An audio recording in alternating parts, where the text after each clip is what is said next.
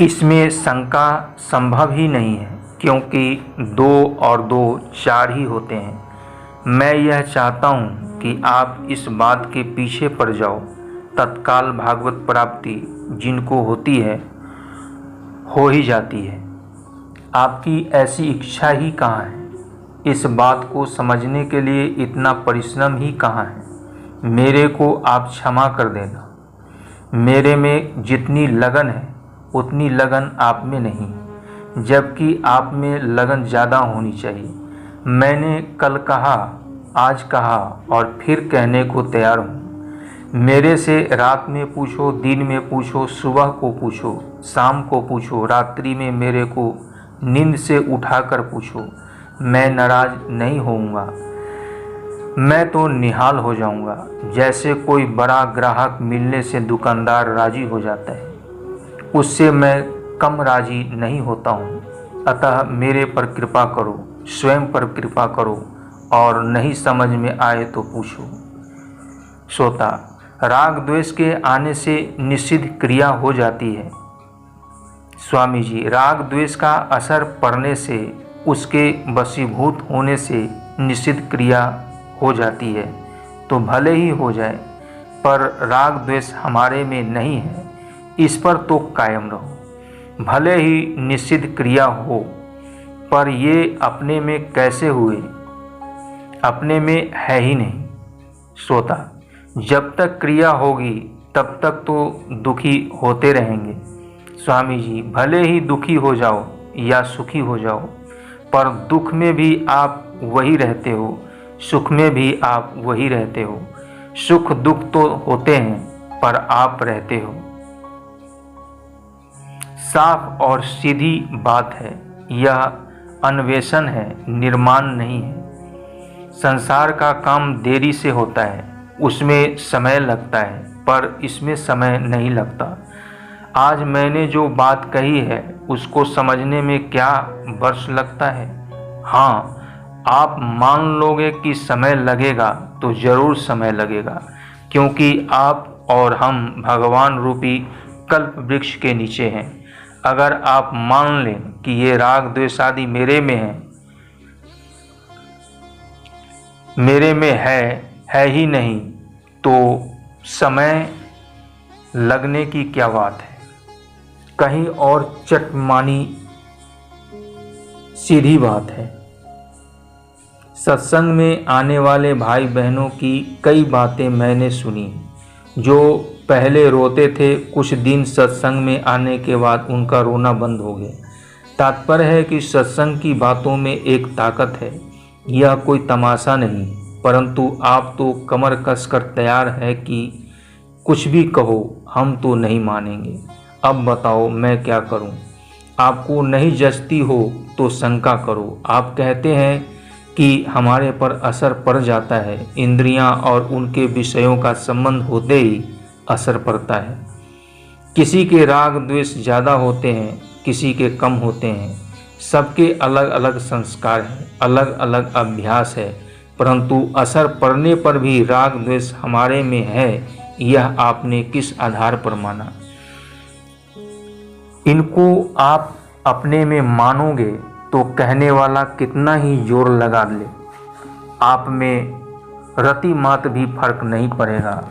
चोर डाकू तो ज़बरदस्ती करते हैं, उनको आप निमंत्रण दे दो तो फिर वे सवार हो ही जाएंगे। ऐसे ही आपने राग द्वेष को अपने में मान लिया, उनको निमंत्रण दे दिया, तो अब वे जाएंगे नहीं। श्रोता, मृत्यु के बाद राग द्वेष के संस्कार तो रह ही जाते हैं। स्वामी जी, मृत्यु ही क्या, 84 लाख योनियां और नरक भोग लो तो भी राग द्वेष मिटेंगे नहीं, क्योंकि इनको आपने अपने में मान लिया। अब आप मिटो तो ये मिटे। आप नित्य परमात्मा के अंश हो, अतः आप जिसको पकड़ोगे वह भी नित्य दिखने लग जाएगा। आग में ठिकरी रख दो, कंकर रख दो, लकड़ी रख दो, कोयला रख दो, सब चमकने लगेंगे। ऐसे ही आप जिसको अपने में मान लोगे वह चमकने लग जाएगा। राग द्वेष नित्य नहीं है, पर आप नित्य हो, अतः आप राग द्वेष को अपने में मान लोगे तो वे भी नित्य दिखने लग जाएंगे। श्रोता, महाराज जी, लोग कहते हैं कि सत्संग में आते 50-60 वर्ष हो गए पर राग द्वेष मिटे नहीं। स्वामी जी, मैं कहता हूँ कि 100 वर्ष हो गए, आपने राग द्वेष को मिटाया ही नहीं। राग द्वेष को पकड़कर 100 वर्ष सत्संग कर लो, फिर कहो कि राग द्वेष तो रहते ही हैं। राग द्वेष को मिटाओगे तो वे मिटेंगे, क्या बिना मिटाए ही मिट जाएंगे? मेरी तो ऐसी धारणा है कि एक दिन भी ठीक तरह से बात सुने तो उसमें फर्क पड़ जाएगा। श्रोता, फर्क पड़ने से क्या होगा? सर्वथा मिटने चाहिए। स्वामी जी, तो जब तक सर्वथा नहीं मिटे तब तक पिंड मत छोड़ो, इनके पीछे पड़ जाओ। अनेक जन्मों की पड़ी हुई बात में एक दिन सुनने से भी फर्क पड़ता है। तो अनेक जन्मों की बात सच्ची हुई या एक दिन की बात सच्ची हुई? श्रोता, जो मान रखा है उसको न मानने में किसी की कोई ज़रूरत नहीं है क्या? स्वामी जी, आपकी ही ज़रूरत है। आप पकड़े रहोगे तो मैं कह दूं या ब्रह्मा जी कह दें, कुछ फर्क नहीं पड़ेगा। अपनी मानी हुई बात को दूसरा कैसे मिटा सकता है? आपने अपने को गृहस्थी मान रखा है तो दूसरे के कहने से अपने को गृहस्थी मानना कैसे छोड़ दोगे? मैं अपने को साधु मानता हूँ, पर कोई उपदेश दे कि तुम साधु नहीं हो तो कैसे मान लूँगा मैं? श्रोता, अभी जो आपने कहा उसको मानने मात्र से काम चल जाएगा? स्वामी जी, मानने के सिवाय और किससे काम चलेगा? यह मेरी स्त्री है, ऐसा मानने के सिवाय और कोई प्रमाण हो तो बताओ।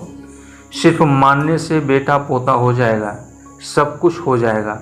एक सीखना होता है और एक अनुभव करना होता है।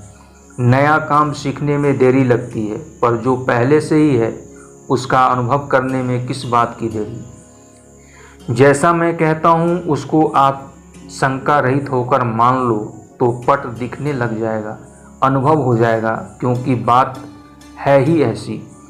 सेठ जी ने कहा था कि ज्ञान की तत्व की बात कठिन है, यह मेरी समझ में नहीं आया। इसमें कठिनता किस बात की? कठिनता की बात ही नहीं है, परंतु जब लोगों पर आजमाइश की और देखा कि उनको ज्ञान हुआ नहीं, तब जबरदस्ती माना कि कठिन है।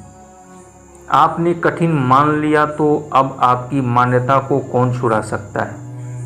किसकी ताकत है कि छुड़ा दे? पंढरपुर में चतुर्मास हुआ था, उसमें मैंने एक दिन कह दिया कि तत्व की प्राप्ति तो बड़ी सरल बात है। इसको सुनकर कुछ लोग कहने लगे कि तुकाराम जी महाराज ने ऐसा ऐसा कहा है, भागवत प्राप्ति में तो कठिनता है। तब मैंने एक बात कही कि मैं मराठी जानता नहीं, महाराष्ट्र के संतों की वाणी मैंने पढ़ी नहीं, परंतु मेरी एक धारणा है कि ज्ञानेश्वरी तुकाराम जी आदि संतों को भागवत प्राप्ति हुई थी। वे तत्वज्ञ पुरुष थे। तत्वज्ञ पुरुष के भीतर यह भाव रह सकता ही नहीं कि तत्व प्राप्ति कठिन है, अतः उनकी वाणी में तत्व की प्राप्ति सुगमता से होती है। यह बात नहीं आए ऐसा हो ही नहीं सकता। उनकी वाणी में यह बात जरूर आएगी कि तत्व प्राप्ति सुगम है। इतने में एक आदमी बोल गया, वाणी की ऐसी सुगम लिखा है, उसमें लिखे बिना रह सकते नहीं। जो वास्तविक बात है उसको वे कैसे छोड़ देंगे? तत्व को बनाना थोड़े ही है, वह तो ज्यों का त्यों विद्यमान है। फिर उसकी प्राप्ति में कठिनता किस बात की? राग द्वेष हमारे में है, यह मान्यता दृढ़ कर ली है, इसलिए तत्व की प्राप्ति कठिन दिखती है। राम।